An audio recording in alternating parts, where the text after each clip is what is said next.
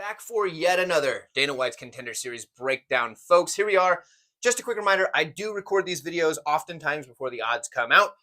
I don't know who the favorite is. I don't know who the underdog is. And this one is probably going to be lined very, very closely.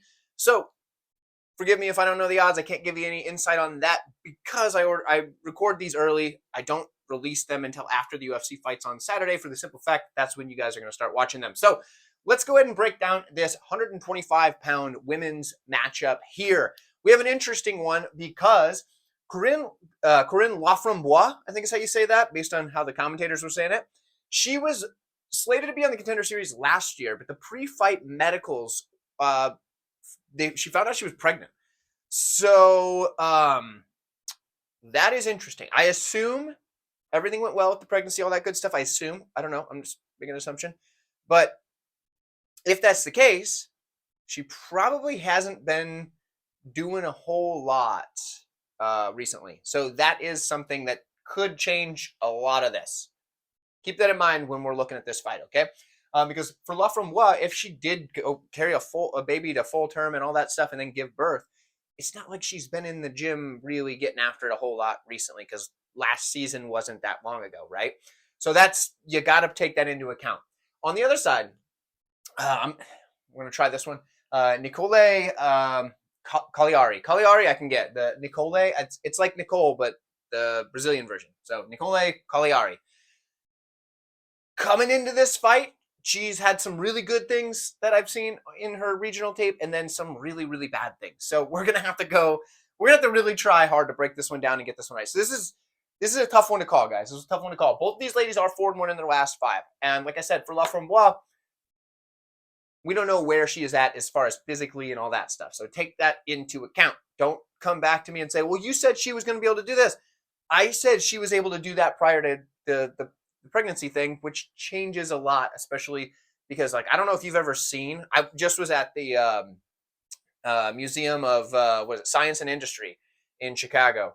And there's like a little thing there that like one of the sections is about like childbearing. So just wild for me to look at because like there was some stuff I was like, that's crazy. One of the things that was crazy is how much when a baby's like forming, it changes like even the organ structure, like how your organs are for a woman. So like it's pretty traumatizing on the body, right? So bear with me when I say that there could be some differences. All right, I beat on that dead horse enough. Let's go ahead and go break this one down. For Caliari, definitely a Muay Thai striker. That is what she does. I believe she's had a decent amount of Muay Thai fights or kickboxing in general. But yeah, definitely that's what she wants to do. She has good striking. It's not like elite level Muay Thai, but it's pretty good, right? It's good. Good footwork, good combinations. I feel like if her output was good the whole fight, I would bump that up a little bit. But her output is kind of like one of these things where her output, it starts off kind of really, really like you're wanting her to do more. Eventually, she finds her range and she starts doing a really good job with the output. But at first, it's just like sometimes it takes her weight. It's like a Marlon Vera type of thing. Not quite that much where she's just gonna not start in the first round at all. But you're kind of like, come on, what are you doing here? So that is a problem. But she does pick up the output as she finds her range, and she does a good job on what she does. She puts her punches and kicks together in combination, which is impressive. That's something that not many people can do very well. She does a good job with it. So I do like her striking. She's going to be the better striker in this matchup. However, fight IQ is a problem for her sometimes because she, for whatever reason, seems to want to get the fight to the mat sometimes. And we're going to cover that here in the grappling because she does have a decent cage push. I'll give her that. And I would love to see her use that as her grappling in matchups where she's fighting grapplers because she does have a good cage push and she can control fighters there. And that's a way that you can kind of grapple with a grappler without being in their world. And so she does a good job in that. The problem is sometimes she likes to get the trips here and then she likes to follow her opponent to the mat. And it's like, what are you doing? You're a Muay Thai striker, and now you're trying to grapple with somebody that's going to be a better grappler than you. That's a problem. Also, her takedown defense isn't the best, and she can be held down. So that's a problem, too. And I think that's a lot of it just comes from the Thai style. Your Muay Thai stance, whatever. And she doesn't have, like, the traditional Muay Thai stance with the heavy, like, leg, like, or, like, the high-up leg like that or whatever. But that was a horrible rendition of that. But either way, you get the point. She doesn't have that traditional Muay Thai stance. It's more of like I would say it's more of like an American kickboxing style of stance. But either way, the kickboxing stance isn't the best for defending takedowns. And especially when you're coming heavy with the strikes and you're putting your punches and kicks together, you're gonna be off balance or like you're on one foot a lot. So there is that. But the point is, I don't like the way that she tries to get the fight to the mat sometimes when she should be striking, especially when she's the better striker. So that's a problem. Also, another thing to note. Now I understand Kay Hansen's a pretty good grappler, and it was clear back in 2019. But this woman got ran through by Kay Hansen. She just demolished her on the mat. She didn't give her a chance to strike with her. Kay just was like, "You're going to the mat, and we're just going to take you down. And we're going to do whatever we want to you." And she did that for the better part of 3 rounds before finishing her with, I think it was a neck crank, which is pretty savage. So that's not something you want to see. But then she went on to do better after that. She took some time off after that fight, I believe. Came back and looked pretty good, but she didn't fight anybody that was really just looking to get her to the mat. So keep that in mind. On the other side, Corrine Laframboise. She is somebody let me know if I'm saying that right. I feel like that sounds good, right? Like it's French, isn't it? She's a French Canadian, I believe. But either way, for Laframboise, solid grappling. She's very, very slick on the mat, but she's willing to work from her back more than I would like to see. However, she can sweep if she wants to, and if she does, that's fantastic because I think she's going to have that opportunity here to sweep because she's going to probably end up on her back when Caliari tries to get the takedown from the clinch and use the trip. That's going to be right up Laframboise's alley.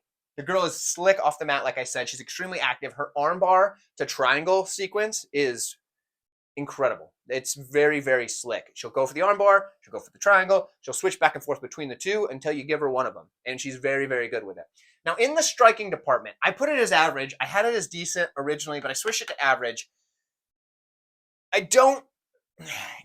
Her grappling threat will set up her hands, and she's not lost on the feet. It's not like she's terrible. I might have to bump it back up to decent. Bear with me. It's teetering. And it's good enough to get her to close the distance to get to what she really wants to do, and that's grapple. Because if this woman gets Caliari on the ground in the grappling department, I think she's going to be able to do something similar to what Kay was able to do to her. If this was last season and they had booked this matchup, and Laframboise had not had the whole pregnancy thing, because like I said, you just don't know what that's going to do to a woman. And it's a beautiful thing, right? Like, good for her. I hope everything's going well. Hope the baby, everything's great, right? I hope so.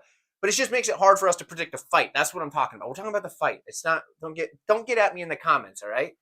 Actually, go ahead. It helps the algorithm, so go ahead. But either way, you get what I'm saying. If this was last year, I would be all over the Laframboise side. Now, I'm still going to pick her because I think stylistically she has a good opportunity here, because I think Caliari is going to still try to get this fight to the mat at some point because she does that, and it's dumb. It's not dumb. It's dumb in this matchup. That's what I'm saying. So I'm going to take Laframboise. But if this was last year, I'd be confident. I am not confident now. Hear that again. I am not confident in this pick because of the outside of the cage stuff. So listen when I tell you that, and don't bet your life savings on this one. But guys, let me know what you guys think in the comments. How do you feel about this matchup? This is a very stylistic, opposite style sort of matchup. So let me know what you guys think. I'd love to hear from you. Like the video while you're down there, and check out the rest in this playlist. You're going to enjoy them if you enjoyed this one, and I will see you in the next breakdown.